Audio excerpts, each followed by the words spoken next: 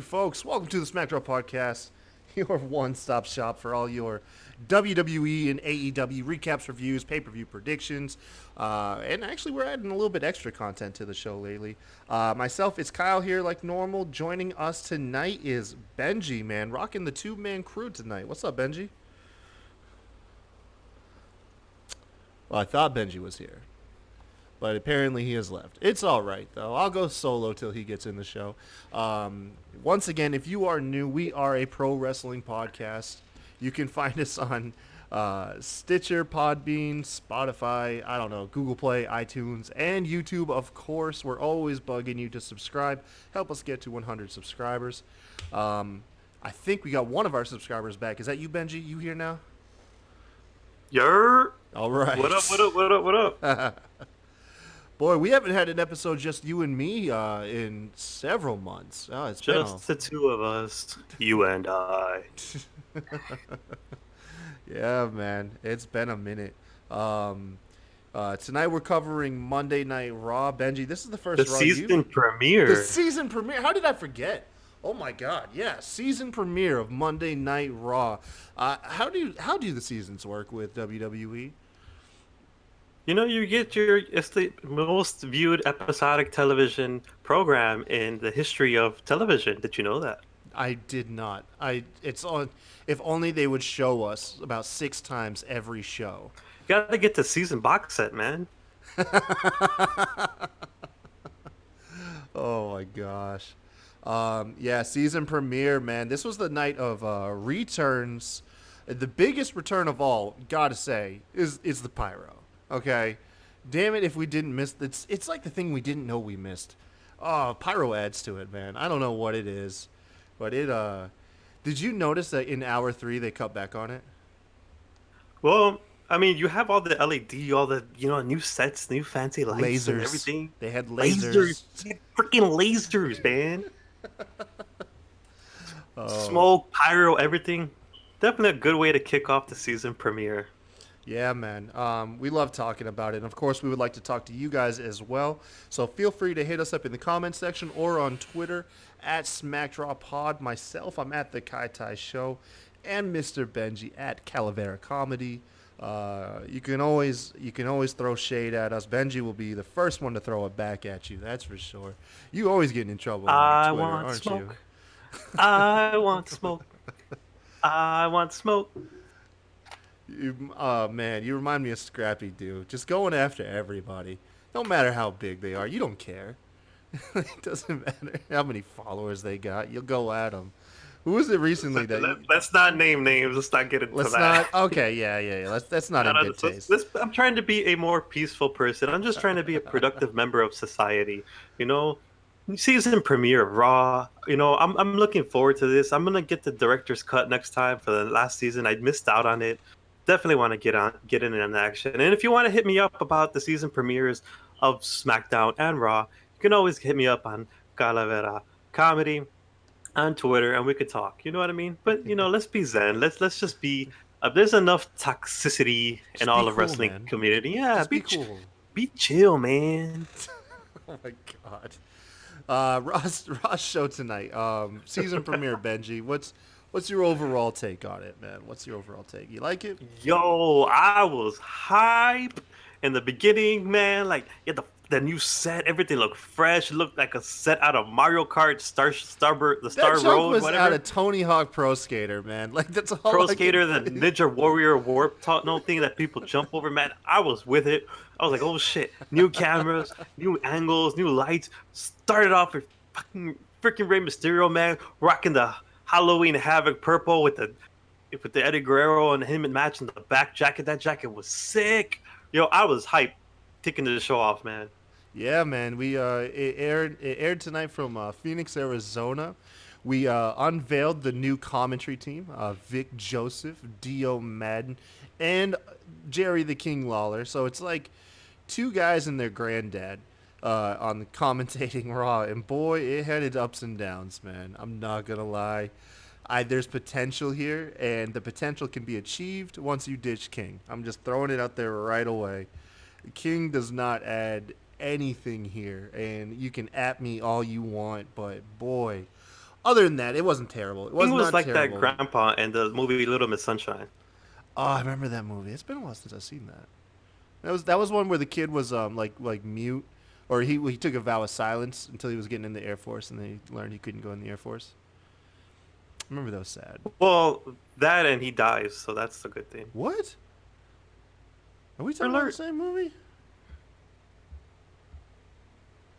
Grandpa dies. Grandpa dies, not the Spoiler kid. alert. Like, man, whoa, this kid that just got dark real fast. Oh my god. Um,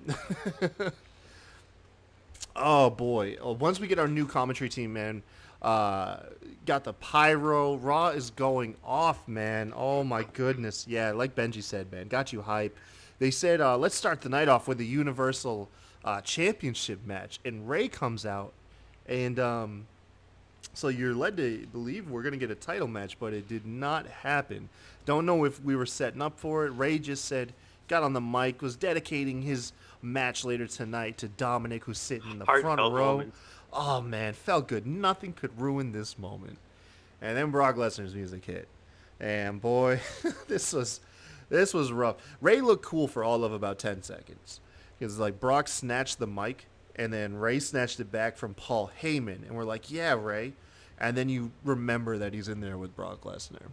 And then Brock Lesnar just proceeds to destroy Ray. F5 after F5.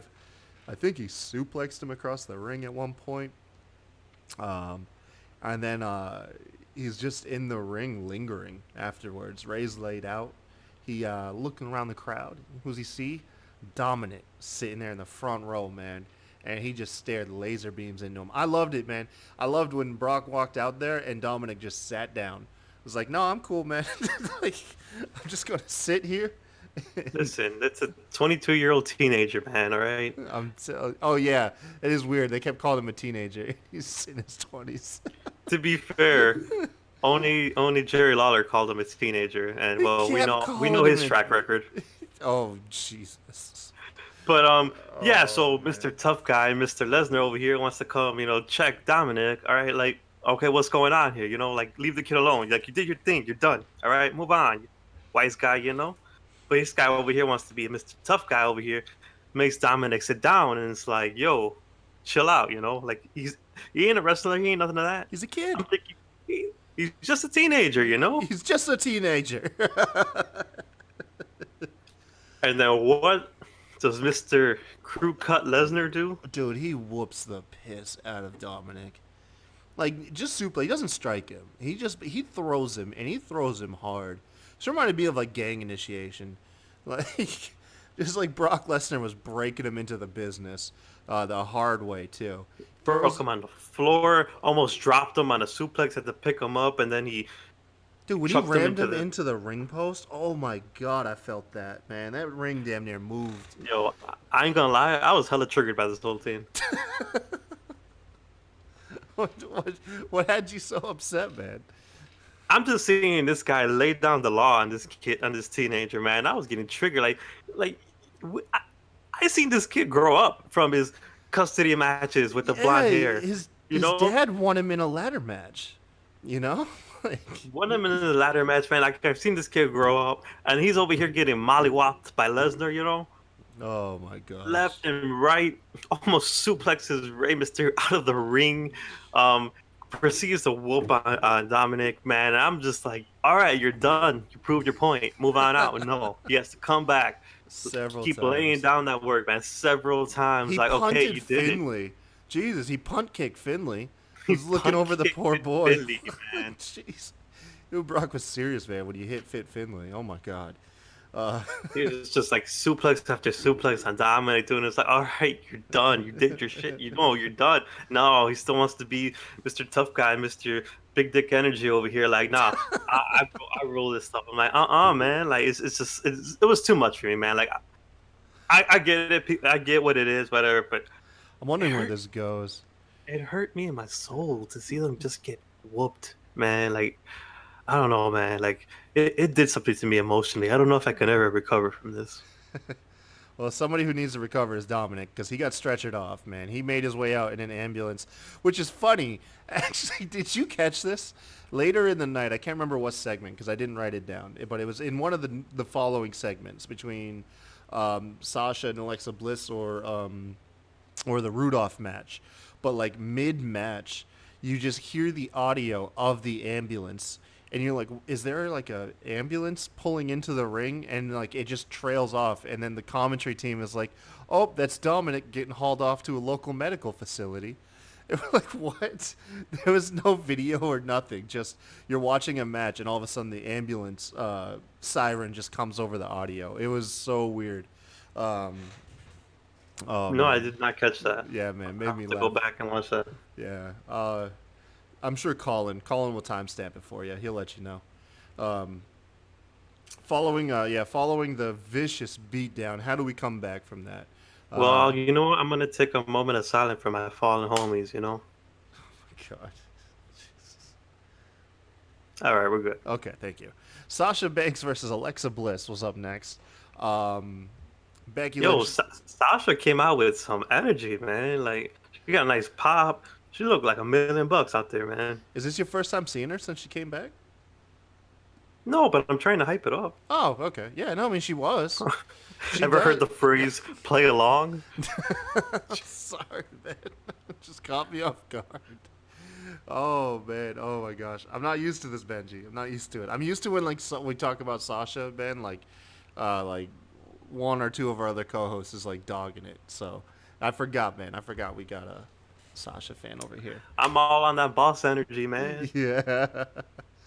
Um, Becky Lynch comes out before the match begins. She is going to be on commentary, which that was just kind of odd. I kind of missed it, but I remember at one point hearing the commentators like during the match, like Becky, Becky, and then they just cut to her and she's like standing on the table, and they're like, oh nope, she's looking at Alexa Bliss or Sasha Banks now. It's too late.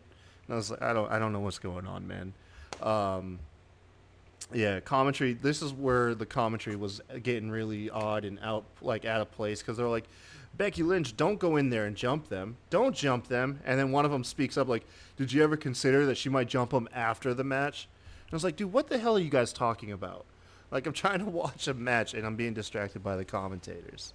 Um, the match ends up being all right. Sasha wins using Bailey, even though Bailey wasn't there. She calls to Bailey for the distraction. When Bliss turns around, she gets rolled up.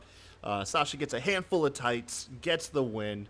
Um, Essentially, Becky comes down. Sasha runs off.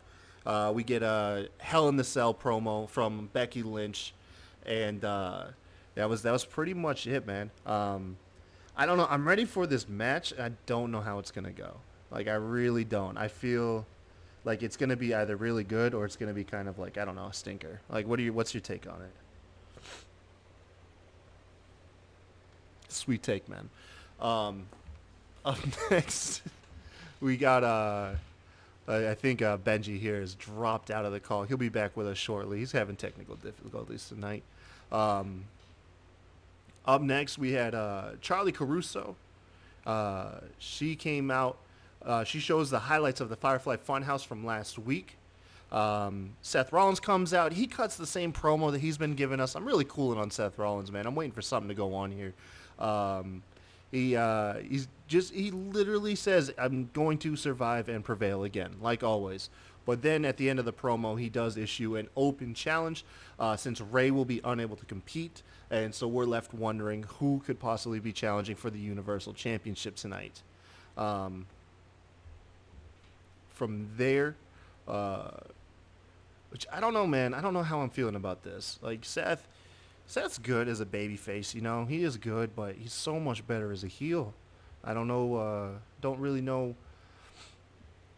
I mean, it doesn't really matter. He's going in there to face the Fiend, and the Fiend's gonna get that stuff. Like he's gotta get it. Like it's almost like a foregone conclusion because you can't have the Fiend lose in his first really big match. But then if the Fiend wins, like how do you get the belt off him? It's gonna be hard all around. I don't know. Next up was a really good match. We had the Raw Tag Team Championships being defended. Team of Rudolph, uh, Robert Roode, and Dolph Ziggler taking on Heavy Machinery. This is the first of, I believe, 3 title matches tonight to take place. Um, this match is good, man. Otis is just a gem, uh, coming out damn near naked.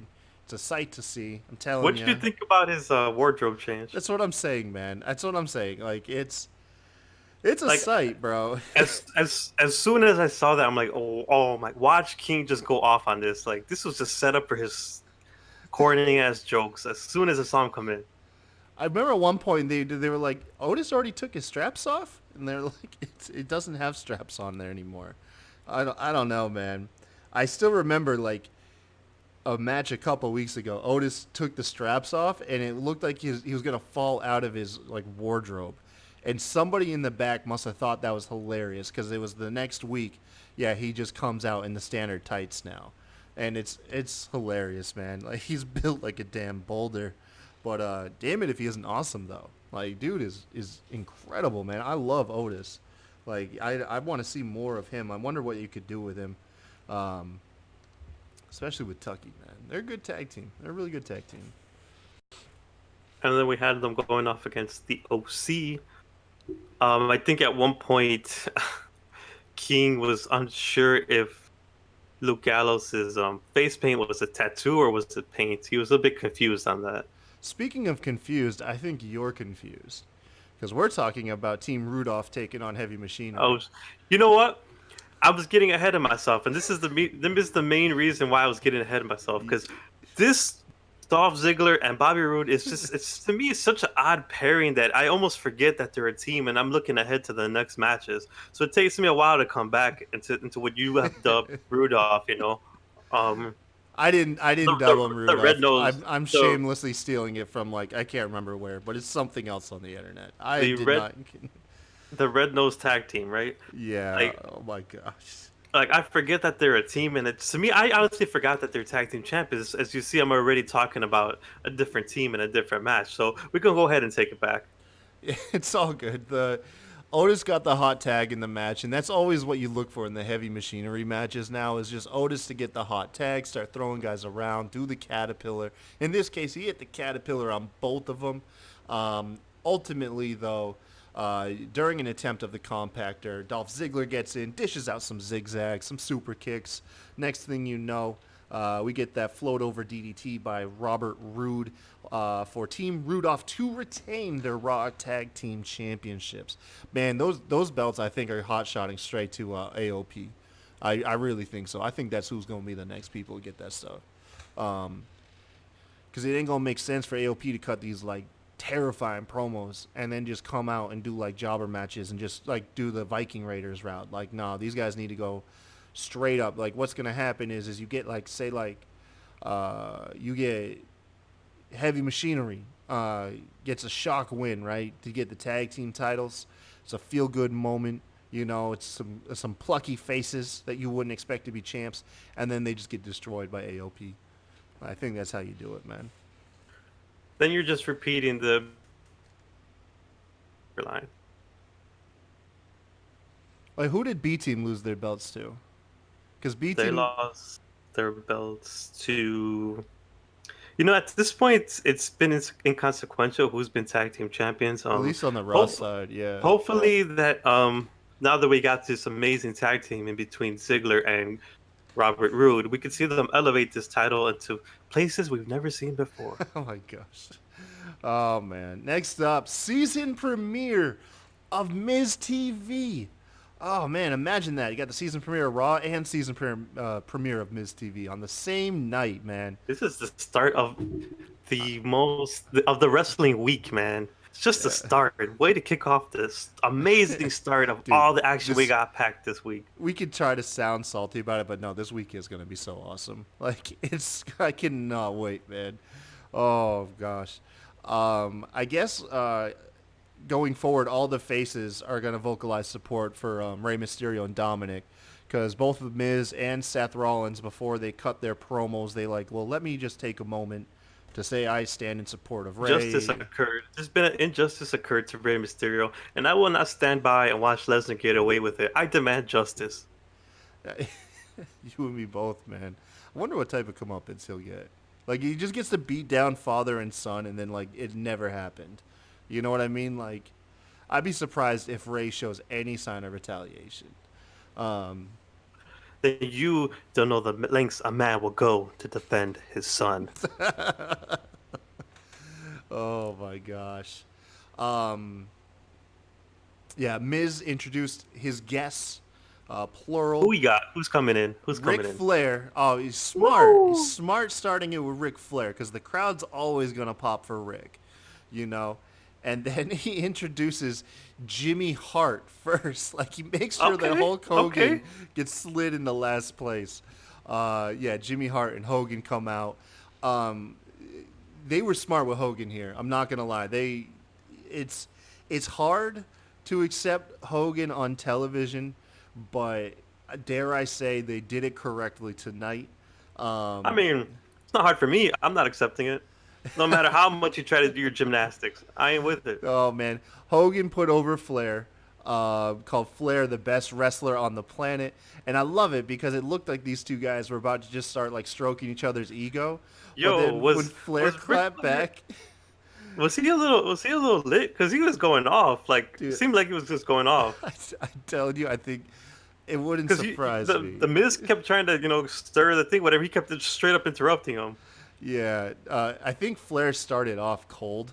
Like Flair just kind of looked like an old bumbling man, and then all of a sudden something just turned on inside of him, and he starts cutting his nonsensical, like just crazy promo, and I love it too because it started with Hogan putting him over. Like Hogan's telling him, "I'm not going to do the impersonation," but he's like, "You're the best wrestler in the world I've ever met." You gotta at least try. Do it for the audience, man. No, maybe if we get to 100 subscribers. Okay, you heard it here. 100 subscribers, we get a Hulk Hogan impression. It's just where I drop the N-bomb. That's all it is. That's the end of this podcast. Oh, that's terrible. That's a cheap shot. I'm not proud of that one. That's a cheap shot. No, Yeah, I'm gonna let you rock with that one on your own. It's like I said, it's funny because Hogan was trying to talk up Ric Flair, and then so when it was Ric Flair's turn to, turn around and talk about how dominant Hulk Hogan was, he just in the middle of starting to sing his praises just starts trashing him. It's like, yeah, damn right, you'll never be as good as me. And they just start cutting promos on each other like they're gonna have this old geriatric match, which I'm glad did not culminate. But we did get the big reveal.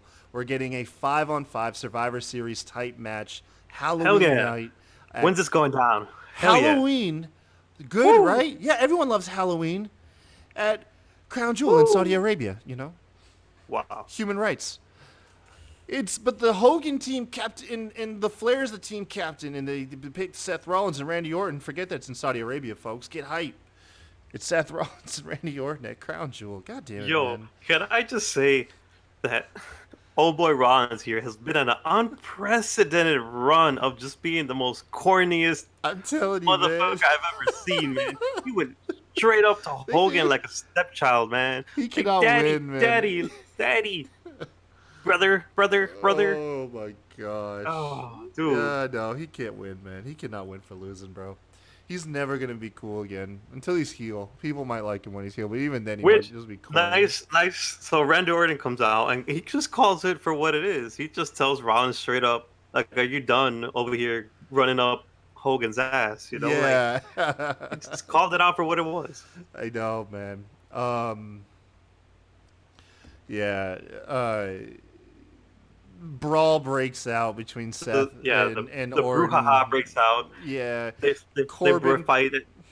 Yeah, and then Corbin comes out. They're gonna do this whole match, and then I gotta be honest. This is the first time maybe I've ever seen the carpet being pulled up because they were, they have the Miss TV carpet. Yeah. Oh, that's right. Because they TV. were like, let's have a match, and they stay. The shot stays on them, and the crew's breaking down the ring. So they're trying to take the carpet off, but these dummies are still on the damn thing, so they can't take it off, and they're confused as what to do because they're still on TV. So it was just like I've seen it was just two grown men trying to figure out like what do we do with this carpet. Eventually, somehow, common sense goes into Orton because it doesn't belong to Rollins, and they get off the damn carpet, they're able to roll it out, whatever. Um, Corbett comes out, he almost gets clocked by the carpet people. I don't know, man. It just It was seeing the carpet being rolled off on live TV. I don't know. it I was don't know how I odd. feel about that. I could see why 205 Live was always kind of weird following SmackDown because those people had to watch that happen every time. Um, yeah, but just as the match is about to begin, Baron Corbin comes out 2-on-1 beatdown on Rollins. Who comes to save the day? Rusev of all people. And I heard a really sweet thing they said on commentary as Rusev was coming in the ring. They said a real American to a new American, referencing Hogan to Rusev just gaining citizenship. So I thought that was cool that they brought that up, even if it was a subtle nod to it, man. Because you got to be happy for someone like that. It takes over a decade of living here and working, You just to know, be recognized by our government as a from citizen. from experience with this whole stuff, like it takes a long time, a lot of money, and I believe Russo's been at it since I believe 2008. So it's been a long time. This the whole process takes a long time, and it is a big deal when somebody finally, becomes a citizen. It's a big deal. It's a sense of accomplishment, Yeah, And shout out to Russo for going through with that, doing it. It's not easy. It takes a lot of patience, a lot of time, and gotta love to see that, man. yeah, no, awesome. No sly jokes here, man. That was just a really feel good thing to see. Um, Yeah, the whole thing is the faces beat off the heels here, and then make their way to the top of the ramp where they strike a pose with Hogan. You have Seth Rollins and Rusev striking like showing off the gun show. The look on Rollins' face, like you said, is just it's just like little kid next to like his dad. Like, oh my Yo, god, and it's I gotta say, like, maybe it's me not having seen Rusev in a bit, but he looked a lot slimmer, man. he does look like he's dropped a couple pounds. Um, Like he just looks lean, dude. I don't know, man. Maybe it's this maybe it's like a new workout regimen. Maybe he's slimmed down because he's had to do a lot of chasing someone around. We'll find out later who he might be chasing. Ooh, Oh man, foreshadowing. foreshadow. I know, right? Segue. Charlie Caruso. Let's give her a hand, man. Charlie Caruso handled, I swear, like 10 to 12 backstage segments throughout the evening. Like that woman was all over the place interviewing everybody. Um, she interviews Rusev. She asks him the obvious question. Rusev, where's Lana? He refuses to answer. But you are left wondering because you have the whole thing with Maria Kanellis the other week. And then, yeah, obviously that's going to be strange. Him and Lana are always in the spotlight. Like, where is she? But he passes on that. She then asks about, what happened earlier. And I don't know. It was some generic babyface stuff. It was, I'm here to help Seth, and now maybe he'll give me a title shot at the end of the night.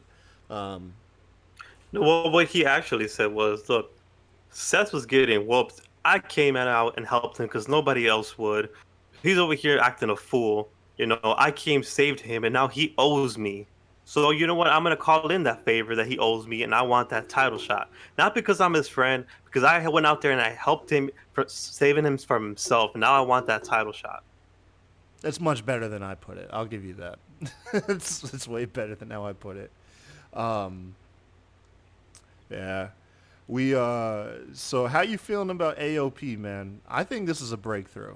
It's a Yo, breakthrough on foreign heels, man. to me, I don't know if anyone's familiar with the show Breaking Bad, but they remind me of them two brothers that were always in the Yeah. suits, like just those badass mafia narco types, like just ominous, and you're hearing them talk, whatever, and They you just know like these are just two badass they look mother, like murderers, dude. right? They straight up look like murderers. Oh my god, they're like two Brock Lesnar's. Like kayfabe wise, these guys should dominate the entire show. Well, they're legit like MMA like fighters, Yeah, dude. Like they're badasses. Um, So for them to sit on the sidelines for this long, I don't know, man. It's been a bit of a struggle. But hopefully, with this pass, we don't see them sit on the sidelines too long just talking. We need to start seeing them a little bit in action. I think. Yeah, same here. They've been cutting promos now for about like 3 weeks, I think. Um, Now, granted, I've liked all of their promos. I like that they didn't just air the same promo week over week, and that they even mixed up the style on the second one, where mid interview they get up and you see the camera back up, so you see the actual stage in backdrop, and they leave into the hallway, and then they just beat the piss out of like Heath Slater and No Way Jose, and then go back to their seats and continue their promo. Thought that was some dark stuff, man. That reminded me of oh god, Denzel Washington in American Gangster when he's talking to his family and he spots that dude down the road, and Yeah, he yeah, yeah. just mid conversation leaves, handles business, and then comes back and finishes his speech. Oh, jeez, man, I'm telling you, it's not. That's kind of what they remind me of. Not Yeah, gonna lie. I've been a fan of them since NXT, man. I want to see them do good. Like I know what they can do. Like they're not just big guys, they can go. So I think it's time. I don't know if it's straight title shot or what, but they need to be in something significant. Yeah, I think so too. I say it's crazy that if you look at the landscape of the Raw tag team scene right now before going into the draft, there's a lot of heavy tag teams. Because you got, I mean, no pun intended, you got Heavy Machinery, you got the Viking Raiders, you got the OC, where, arguably, Gallows is large enough for both of them. And then you got AOP. So you got four tag teams, seven of which are all legitimate heavyweights, and then Carl Anderson. But still, like it's a lot of big boys, man, in the heavyweight division. I can't remember the last time it was so stacked with that body type. You know, um, I wonder if they're going to keep them all around each other, or if they're going to break them up and just kind of have monster tag teams on either brand. So I wonder how that's going to go. I guess we'll have to wait for the draft. Just have to wait for the draft. Yeah. Speaking of the Viking Raiders, we got a match between them and OC. Man, I could watch these guys wrestle every week. I'm telling you, man. I love the chemistry these guys got. No, it was definitely a good match, man. Like it had picked up the energy. Like it was great. OC is always solid, and Viking Raiders. It's just obvious that they know the situation where they're at, and they're trying their hardest every single match, trying to do their thing that got them here in the first place. Yeah. And they had a tough start with the whole name thing. Just I guess the concept was lost upon this main roster creative, and it sucks to see that, but it's not for a lack of effort. They've definitely been trying, and if anything, they showed off what got them here in the first place with just brute strength, like strikes, athleticism. Like they hit all their spots. Like they were looking great. Unfortunately, like the OC, like they get built up and then they get pushed back down. Like Yeah. it's just stop and go with these guys. I'd like to see more wins being traded. Instead of like the 50-50 booking, you could take like 4, 5 tag teams and then let them win and lose to each other just throughout the mixture. So you don't have it doing 50-50 booking. One team beats one team and then they get the win back. You could have Viking Raiders beat the OC this week, and then the OC go face, I don't know, Heavy Machinery and get a win. And then Machinery, I don't know who you'd have Machinery beat. Maybe they beat Rudolph in a non-title match, something like that, But have these teams like where they're all winning, and they can still have losses, because yeah, the OC just it really feels like they struggle to get any type of momentum. Like they really do, like you said, they have like a stop go. Well, it's difficult when they win. They team up with Styles. They're looking like legitimate badasses. You know, then as soon as they lose their titles, it's like, okay, that was cool for like a few months, but this next pay per view is coming up, so we need you guys to fall back in line again. We'll pick you guys back up when the next pay per view comes around, and it's And just like it's just I why don't know. It's create a just not faction? conducive to anything. Like why have such a impactful faction that just takes a back seat?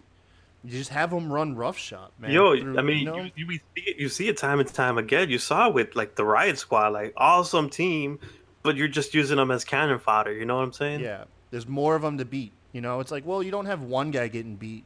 We can have them It's like trade off the what's losses between yeah, it's like them. what's the point of the power of numbers if your numbers are powerless? You know? Exactly. Yeah. No. Very, very good point. Um, yeah, the Raiders end up picking up the win. Now, is it Eric or Ivar who is the heavier guy they refer to as 305 Live? I want to say it's Eric.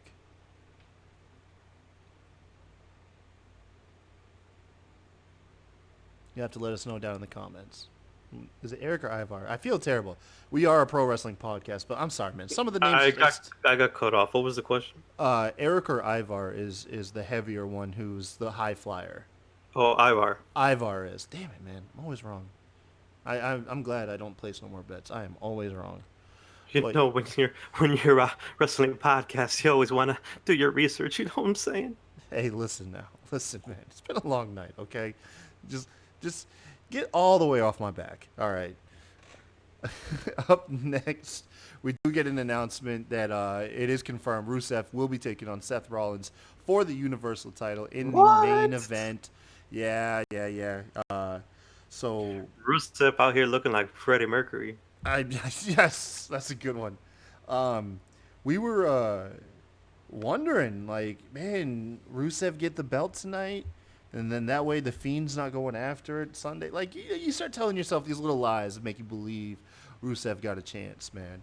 Some Um, backseat booking, huh? I'm telling you, yeah. You start going through all that stuff. Like, how does it make sense to get the belt on Rusev tonight? Because damn it, if you don't want to, you know what I mean. You definitely want to see it on him. It's crazy that guy's never been world champion, and he was one of the most dominant forces for about 2 years when he came up from NXT. I mean, he came out in a freaking tank, man, at WrestleMania. Um, he's super dominant, and then for whatever reason, like Braun Strowman, they just would not pull the trigger with the Universal or WWE Championship. They wouldn't do it with him, and now he kind of flounders. But hopefully, I have a theory. Come the end of the show, why I think Rusev is set for a major comeback. What? Yeah, man, I'll let you know. I'll fill you in on it. Cool, cool. Backstage, just like the faces are talking and sending their condolences to Rey Mysterio, the heels are embracing Brock Lesnar and his nastiness. Cesaro says that he would have done the same thing to Rey Mysterio, starts insulting him. Um, Just some hurtful, unnecessary, just rude comments, you know? Resident fanboy Ricochet shows up, says you can't insult Wow, the my idol disrespect. like that. Come on now. This literally is just a match set up. Like, how dare you insult the guy I like? I don't know. I'm actually being kind of mean. I'll pull back. Rey Mysterio's a living legend. You put some respect on his name, Holmes. Ricochet challenges Cesaro to a match. He's going to teach him some respect. Um, at this point, I guess since Rob's not here, I'll do a wife plug in his honor. My wife came out and she saw Cesaro and she laughed and she's like, I still can't like picture him with teeth because she watched the pay per view with us when Cesaro smashed his front teeth up into his gums on the ring post, and that's enough to scar anyone for life. But but yeah, that made me chuckle because it made me remember why he's got that mouth guard in because I forgot about that.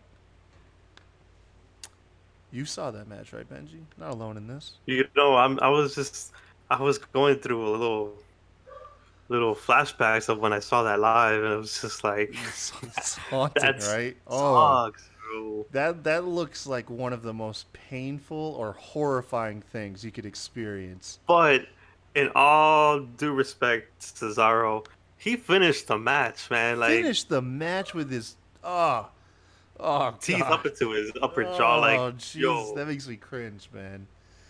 Oh my god. Then they gave him a lisp afterwards. What lisp as character? Oh, that's cruel. That's so cruel. I'm glad they didn't lean on it too heavily. I don't think they did. They just gave him a mouth guard after he healed up, and then he's just now badass with a mouth guard. But Hey man, you gotta respect these yeah, men and women out here that go out and do this stuff, man, because it takes a lot. Not a lot of people even want to take up a basic like wrestling. yeah, For them to basically dedicate their whole entire lives to this, man, you gotta respect. and then you hear about those bums like Sin Cara who wanted to stop a match mid-match because he broke his finger. Listen, I'm not gonna call anybody a bum or like whatever. I'm not gonna do that. Disclaimer. That's not representative of the podcast. Yeah, I know. I'm only kidding, man. Everybody reacts to an injury differently, Everybody does. It's human nature. You never know Look until you at you go through it. backtracking. Look at you backtracking. No, I don't like regret things I say, but I can play both sides of the fence. Um, Oh, that's true. So, anyways, we got so Cesaro comes out here. Um, a double take, and correct me if I'm wrong. This dude came out of some capris type things. He it wasn't wearing his normal gear. It wasn't. He wasn't wearing the tearaway tracksuit. I guess I want to say I missed the entrance. I saw the match, but I think I missed the entrance. When I gotta say Ricochet's entrance with the whole lasers and the smoke and everything, like okay, I was with that. Like that's what this entrance was missing to me a little bit. I'm an entrance detail type person, so when I saw that, I was like, okay, that looks a lot better. It's almost enough to forgive that godforsaken That sound effect. Ricochet sound effect. Oh my god, Patoom! Just like, well, what is that, dude? Like, oh my god. Sometimes subtlety is not WWE's strength. Like when it comes to stuff. Uh, They took the Vikings as literal Vikings. They took I, this Ricochet as a literal bullet. Like, come on. yeah, he's literally a ricochet bullet. But Oh man, true to his name, he was bouncing off that's true. place. This match was amazing. He hit a now did Rey Mysterio because he The won with West the Coast West Coast pop. pop. Does, Yo, we haven't seen this in years. would Ray do the flip? That was the only thing that threw me off. He used to do that flip, and look at callbacks. He used to do that flip back in the WCW days, Halloween Havoc, purple tracksuit type thing. Like this, he was doing this stuff in his youthful prime. Because I remember the Hurricanrana pin, but I was struggling to remember if he actually flipped into the Yeah, Hurricane. that's the stuff. That's the stuff he was doing in WCW. Wow, man, yeah, and you got And, Ricochet and pulling it off. I had not seen that move in years, and he pulled it off, man, perfectly. Like, I was with it. No, same here, absolutely. I for sure, man. Uh, And him and Cesaro just have this amazing chemistry, man. It's like when you were watching not that long ago, like Rey Mysterio versus Andrade. Like just yeah, some guys just have like they have that chemistry, together. Like Cesaro and Ricochet can easily steal the show any night, man. oh, absolutely. Cesaro is one of those guys that can just put on bangers with almost anybody. Kind of like speaking how good like Kurt Angle was, because Kurt Angle just it was hard for him to have a bad match. Um, at least that's what memory serves me. I could be wrong. He could have some stinkers in there, but it just feels like there are some people out there, man, that they just their style and athleticism, they can just go with anybody. Yeah, and Cesaro is easily one of those people, man. He deserves to be on like NXT level matches. God, I would love to see Cesaro do show up at like because didn't he show up at uh, NXT UK like Cardiff, I think it was. Yeah, he fought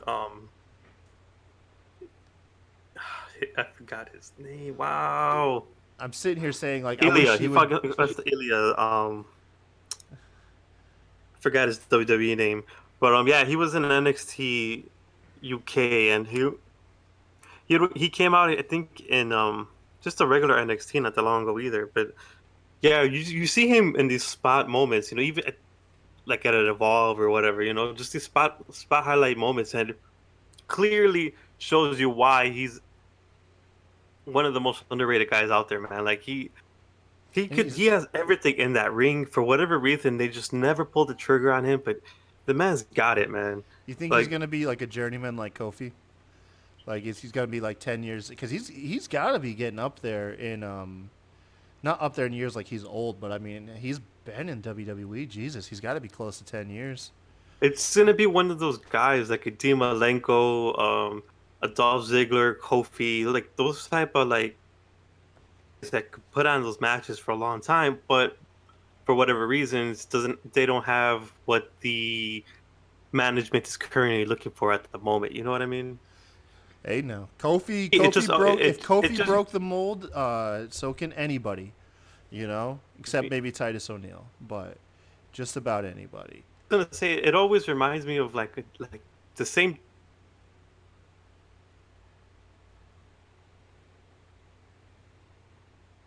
Absolutely. No, I totally You know. agree. Yeah, man.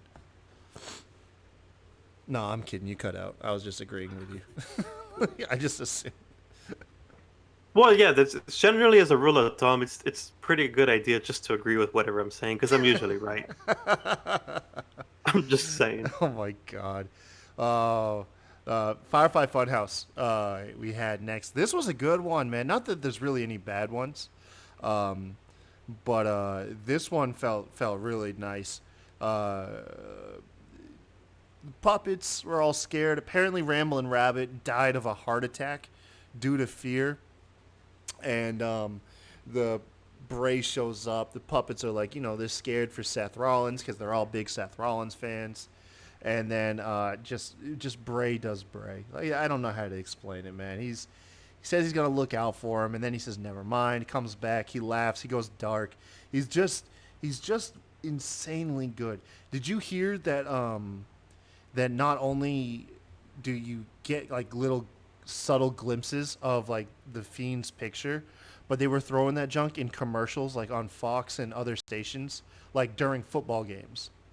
Like the Cowboys took on, I want to say, I think like the Saints Oh, I know on what you're talking about. Sunday, and during the Mhm. advertisements, yeah, there was like a little blip of the Fiend's face, and it got You people. had You had people freaking out, man, because they they don't were watch like, "What wrestling. is this? What's Yes, going on? What it's is like an this? evil clown. I need to Like, contact my cable provider. yeah, Like man, this is heart that is traumatizing for my children. that is Oh my so god!" awesome, man. Where's the video of a kid who just burst out crying just because like it just caught him so off guard? They hit the message boards, they hit Reddit, they were all trying to figure it out. They were just flipping out, man. And it's just us pro wrestling fans just over here laughing it up. Like, oh yeah, that's our evil clown buddy. Well, I Oh, mean, this is stuff I saw secondhand since I don't watch American football, I don't waste my time with that. But, I was glad to see all these the people shade, finally getting some quality entertainment in their the lives. shade right there. That's just. Oh my gosh. Anyways, um, yeah, dude, he put over the Hell in the Cell. I At this point I can't wait, man. I cannot wait. To see the It's Fiend's definitely entrance. one of the most hyped matches in a minute because nobody you want to see everyone has their ideas of what's going to happen with the Fiend and what should happen whatever. So I can't remember a Hell in a Cell match being this people looking forward to a Hell in a Cell match as much as this one. Yeah, I want to say the last one I was this hyped for very different reasons, but I think it was the Sasha Banks and Charlotte, but that was more. I was excited that we were finally going to see women headline a pay per view, and then women have a Hell in the Cell. I was more excited for the moment than I was like in anticipation what might go down in the match.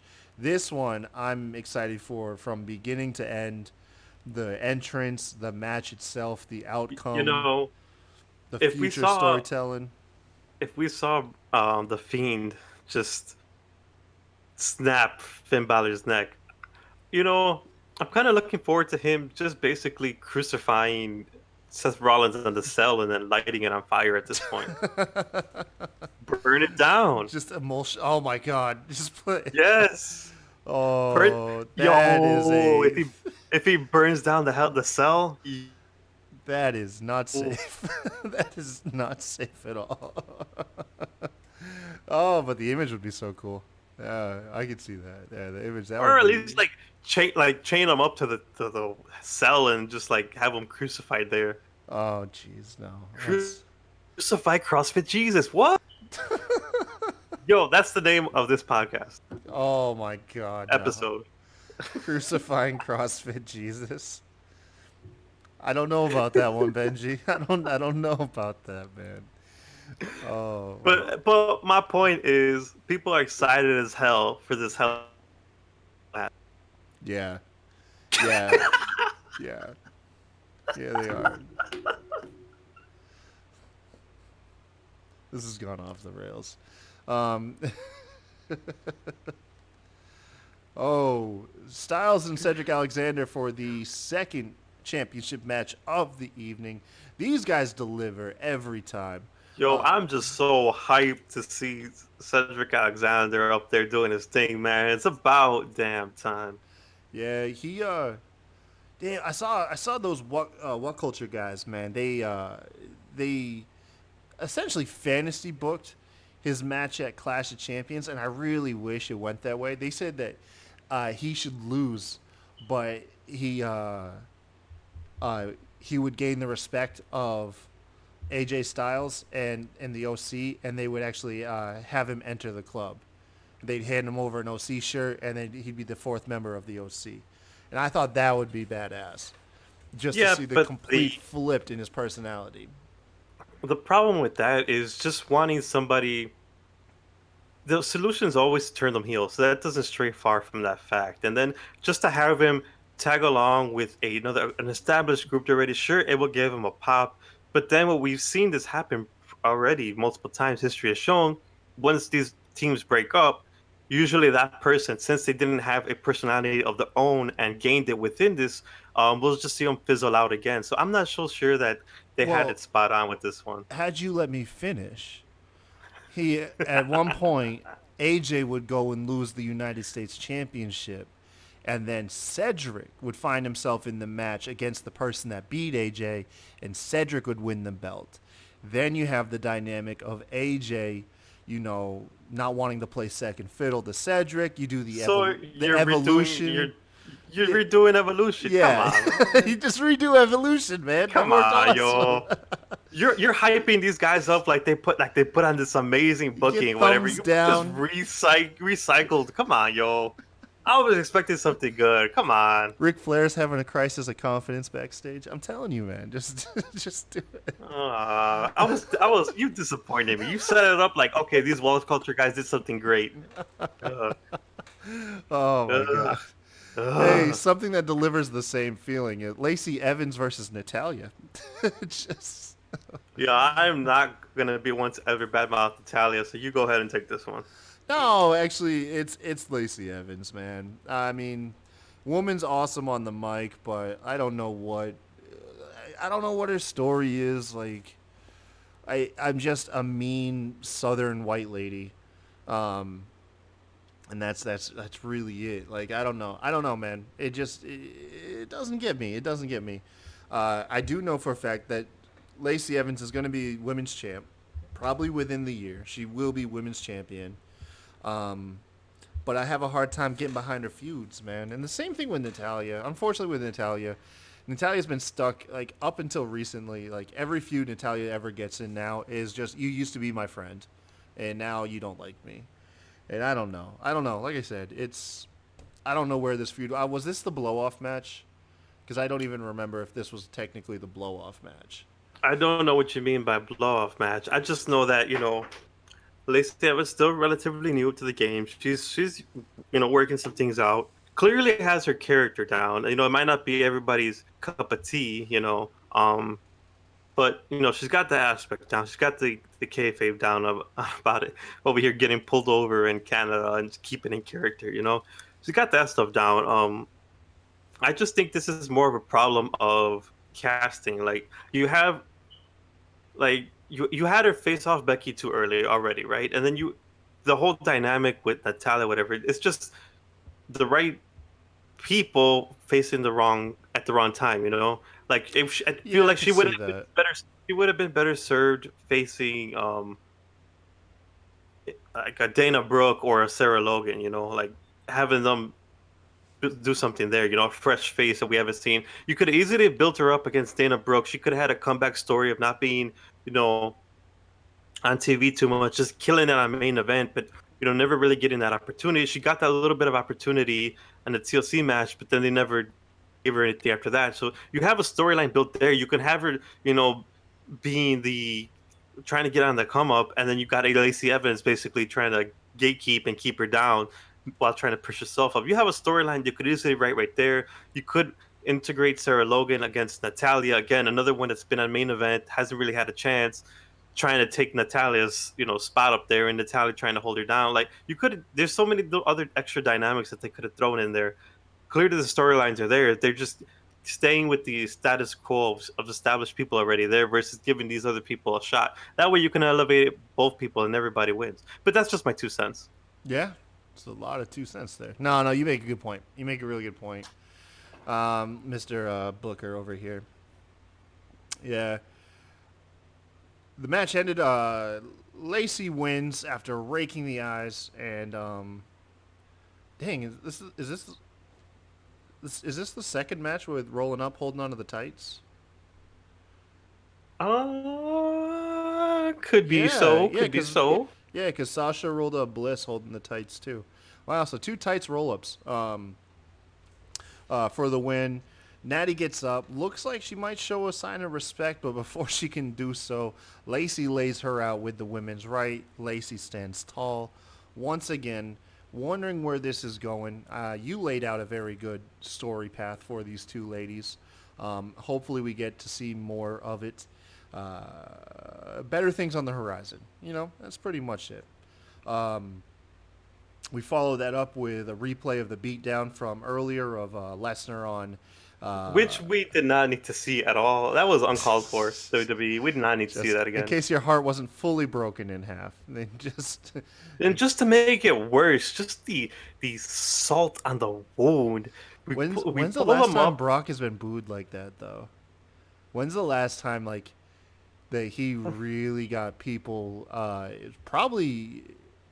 I mean, granted, it's not to the degree of it, but it was probably like when he beat Undertaker. Was the last time that the crowd in unison booed him. Yeah, it was the minute. And then just to add that salt on the wound, we pull up Dominic on the gurney, put him up on the ambulance, whatever. Rey Mysterio comes in, doors closed, blurry window, and he takes his mask off and just throws it aside. He's more concerned about his son at this point. Um, so we see the silhouette of unmasked Rey Mysterio just watching his son being, as they drift away in the ambulance, man. And this broke my damn heart, man. Like, Oh man, I, I didn't need to see this. You know what I mean? Like, it hurt my feelings. Like, I didn't want to see this. it's gonna Like, be okay, Benji. It's what gonna more do be you okay. want from me? So stupid. Oh man, the only thing dumber than that was Heyman backstage. Just don't blame us. Blame He Vince for cut a booking hell of us. a promo. He cut a hell of a promo. No, I know it was good. So blame Vince for booking us here, so close to Lesnar's title match, knowing he's in fight mode. Blame him for having us here on the season premiere of Raw, which I mean he did a hell of a job plugging the match between him and Kofi on Fox on Friday. I'll tell you that. Boy, Kofi's gonna get brutalized. I don't even think it's gonna be competitive. At this point, I'm You know what? convinced like Brock's gonna just buzzsaw through him. I'm gonna go against the grain. I'm gonna say Kofi's gonna pull it off. Man, I You hope heard you're. it here first. You heard it here first. I have been loyal since the beginning. I'm not backing track down now. I don't care if it's Lesnar. I don't care who it is. I'm Kofi all the way. Hopefully you're right. I'm terrible at betting, so since I'm predicting Brock to win, maybe there's some truth to this. To finish off our backstage stuff, we have Charlie Caruso interviewing Maria Kanellis. Hey, what's going on with you and Rusev? And then Kanellis says, of course, Rusev's not the baby daddy.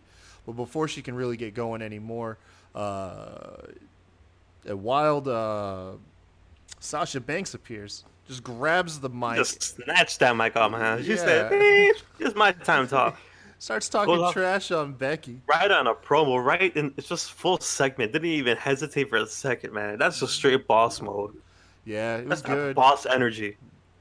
I liked Charlie Caruso looking disgusted when she got the mic back. Like, what the hell? Oh man. And then the lockbox of the episode, just the mystery thing that we don't know if we're gonna get an answer for or if we already did.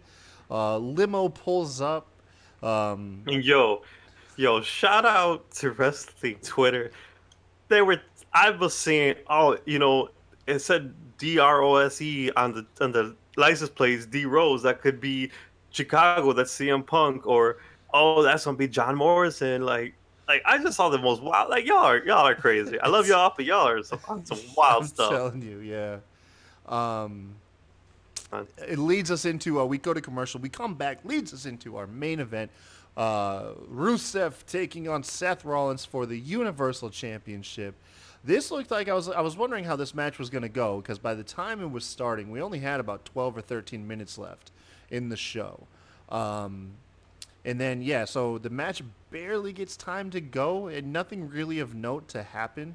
And then we get some music out of nowhere. Bobby Lashley emerges at the top of the ramp alongside with Randy Orton and Baron Corbin, who are already standing out there observing the Which match. side note? Apparently, the reason these knuckleheads were standing on the side was because originally they were gonna sit on the Corbin's little throne, whatever, but the damn chair broke. So that's why you had these two knuckleheads just standing right there on the Yeah. side. Did you see Rusev when they cut back from commercial going, "Where's your chair? Like, where's Yeah, your yeah, chair?"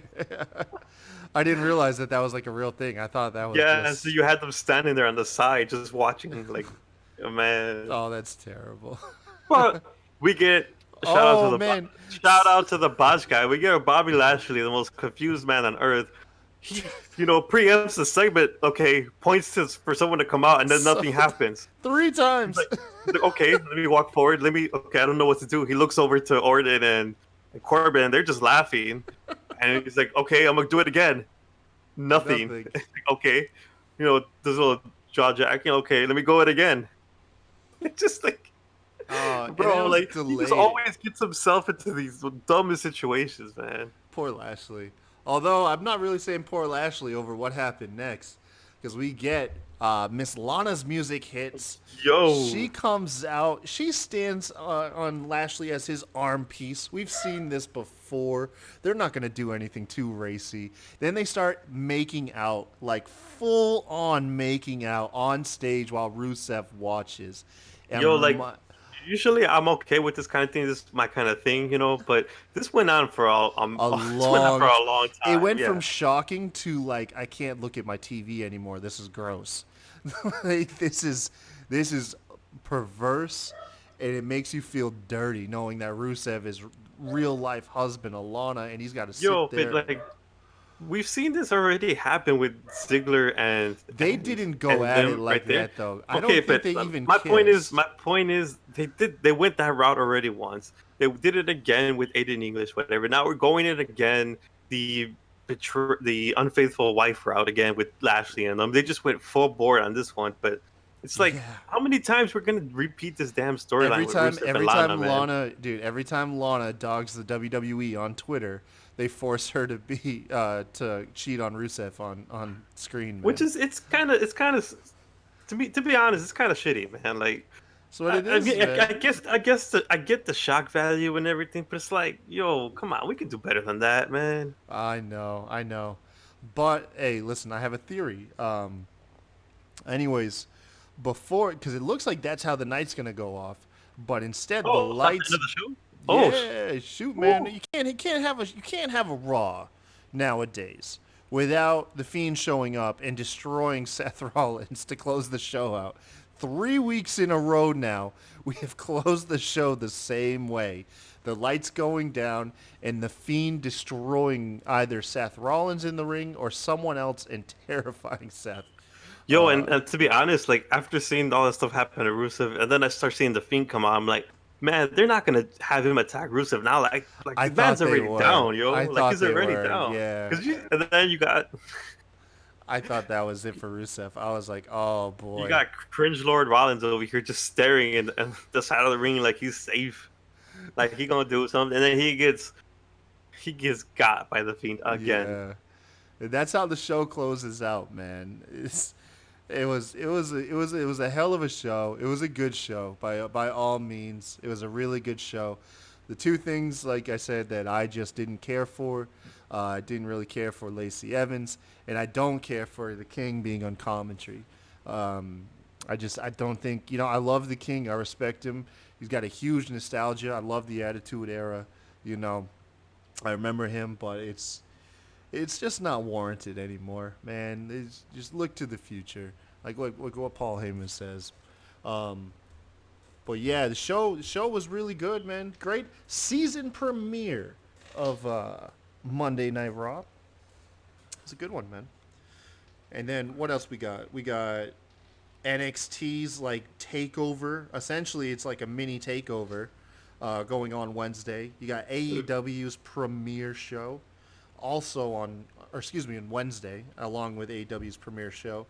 And then the season premiere of SmackDown on Fox on Friday. And then, of course, Hell in the Cell pay per view this Sunday. Good Lord. Is it WrestleMania week or what? You, you got all that. You got Impact. You got New Japan. You got MLW. You got wrestling for days, man. Oh my God. Tell me If you about it.